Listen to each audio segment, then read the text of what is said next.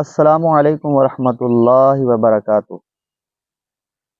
ناظرین، عشرہ ذی الحجہ جو سایہ فگن ہے، سارے دن اس کے برکتوں والے ہیں۔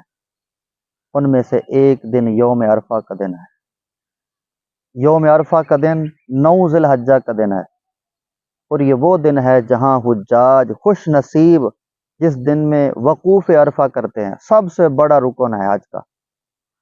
اور باقی جو مسلمان حج پہ نہیں جا سکتے، ان کے لیے ایک شرف کی بات یہ ہے، امام الانبیاء صلی اللہ علیہ وسلم نے ارشاد فرمایا، جامعہ ترمذی میں ہے، حضور فرماتے ہیں یوم عرفہ کا جو روزہ رکھے، اللہ اس کو برکتیں کتنا عطا فرماتا ہے۔ ایک روزے کی برکت یہ ہے کہ اللہ اس کے 1 سال کے پچھلے گناہ اور آئندہ کے 1 سال کے گناہ، گویا کہ 2 سالوں کے گناہوں کو معاف فرما دیتا ہے۔